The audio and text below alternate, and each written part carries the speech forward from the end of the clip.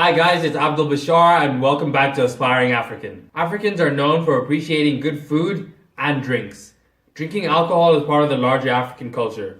Most drink at weddings, ceremonies, burials, and at other social gatherings.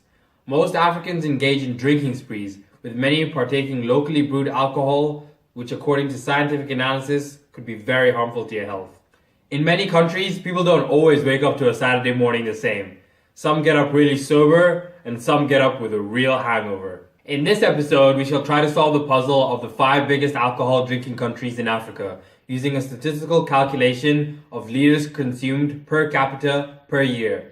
In other words, per person per year. I think it would be fun for you to try and guess the countries, so see if you can guess as we go along and let me know if you get any right. Before I begin, I have to say that I don't condone the use of alcohol, especially excessive drinking, as that may even lead to situations that harm others. But without further ado, here are the 5 biggest alcohol drinking countries in Africa.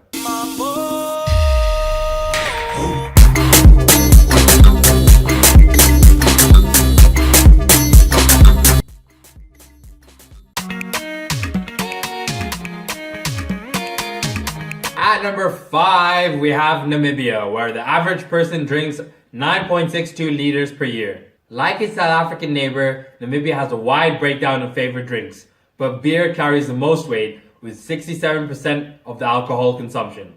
Spirits make up 20%, wine makes up 7%, and other chips in at 6%. The country's flagship beer, Windhoek Lager, is popular across the country and surrounding region, and is similar to many lighter German beers, not surprising given the colonial history.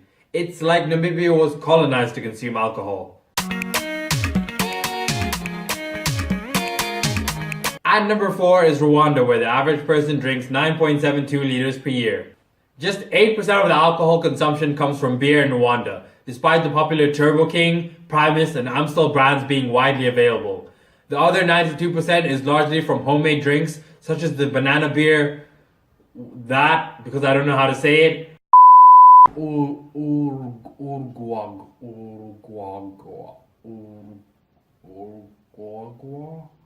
That's for sure gonna get edited out. And the fermented honey drink, Ubuki. Ikigage made from dry sorghum is also common in Rwanda. At number 3 is Kenya, with 9.9 liters drank per person every year. Being a Kenyan, I know and have witnessed how heavy some local people can drink. So big was the problem that the government introduced the Alcoholic Drinks Control Act. The new law sought to keep bars open within a regulated time. Random traffic police checks, where motorists are required to blow into an alcohol breathalyzer, are used to reduce road carnages due to reckless driving. Let's hear what this guy had to say about that. When you catch me like a rat on the highway, I've been driving for over 20 years. Then you come and you talk very big nonsense to me. It actually does not make eye up. Stop wasting your time. Stop wasting your good time, because that is where you go wrong. While just 43% of alcohol consumption comes from beer, some of the popular beer brands in Kenya include Tusker Lager and Tusker Premium Lager. They look like the same thing to me, so I don't know what the difference is, but technically there's a difference. Alcohol is so much cherished in Kenya that women are not left out of the equation. Unlike in most African countries where men dominate in drinking alcohol, Kenyan women also drink as much alcohol as the men, maybe even more. Coming in second is Uganda, where they drink 11.93 liters per year. Uganda is the chief of locally homemade alcohol. The famous Ugandan Waragi, a name coined from the World War, is a gin that was commonly drunk by locals to get the courage to face the enemy in the battlefields. Waragi contains around 42% alcohol, making it one of the most alcoholic spirits in the world. Traditional fermented drinks are made from bananas, millet, and other ingredients. These drinks can be packaged or drunk from communal pots using long straws.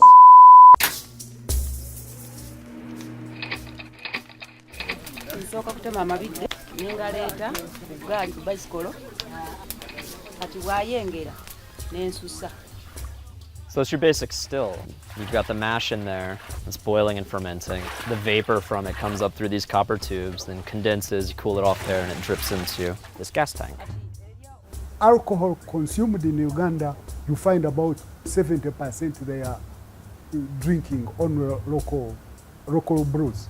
One would not say that indeed the local stuff, it has definitely some impurities. It's not hygiene. Intake of colossal amounts of potent gins and other forms of crude liquor in mostly poverty-stricken rural communities and urban slums has raised health alarms amid declining productivity by affected youth. At one point, Kenyans living near the Ugandan border in Malaba had to drive over and drink beer in Uganda to escape local laws barring pubs and bars from operating before 5 p.m. Coming in at number 1